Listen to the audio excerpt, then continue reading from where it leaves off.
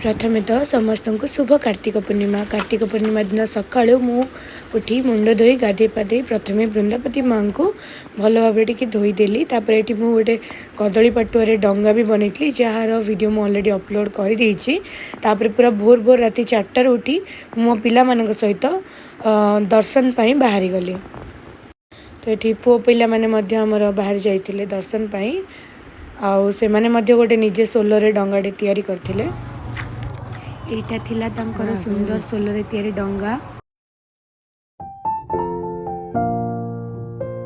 तापर ये मु आका माँ बई गीत गाई डंगाटा को भसौली माने मु जो कदली पाटुरे डंगा करी कहीं आमर पुराणा संस्कृति अनुसार आम कदली पाटुर डंगारे ही आमर बोईत बंदाण उत्सव करि थाउ।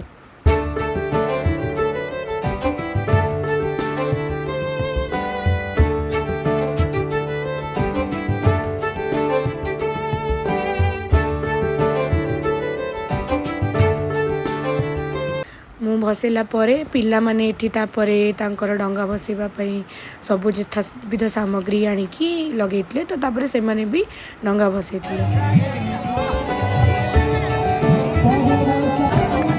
तापरे एठी मु जगन्नाथ बिना तो मोर दिन कंप्लीट ही हेबनी तो मु जगन्नाथ मंदिर जाइतली जोति केते सुंदर तुलसी माला जगन्नाथ ऊपर सजा हेतिला।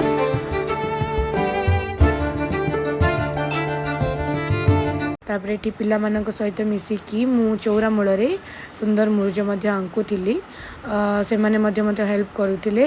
तापर मुझे तुलसी माँ बृंदावती सालुकना बांधुली तापर मु घरे मध्य पूजा करी। आउ एटा थिला आम रंगोली रो फाइनल आउटफिट आपन को केमती लागला मते कमेंट सेक्शन में जणेबे। आठी मु पूरा चली चली कि खाली पादर जेहेतु दर्शन करा जाइली मो पाद पूरा थकी जाइला। तापर ये मो पिला मानक शिखौली कि तमें मैंने भी कदली पाटुआरे डंगा भसा तो आम गाँ शिव मंदिर से माने भी पुणी थे कदली पाटुआरे आउ थे डंगा भसैते दिन बेले।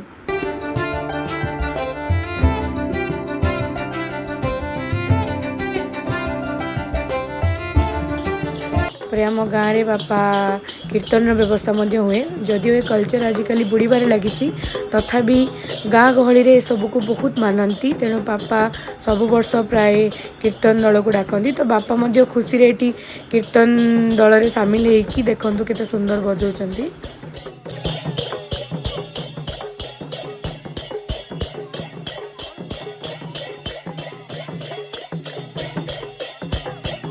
गाँव में आसले गोटे क्यूट मोमेंट होता आम गाँव पिला माने पूरा बिंदास नाचुले तो पापा भी खुशी है जॉइन कले पापा को देखी मत भी भारी खुशी है तो मुझे रेकर्ड करनेली।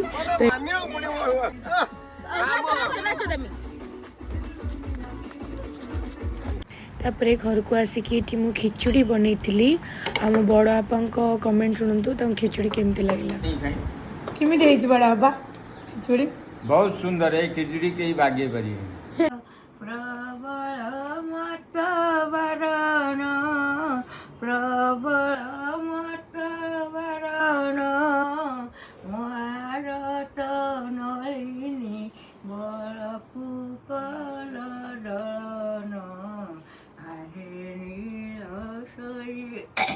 गजराज चिंता कला ठाई घर जलेन छत्रपेशी वक्रनाशी उदारिला आपण आहे नील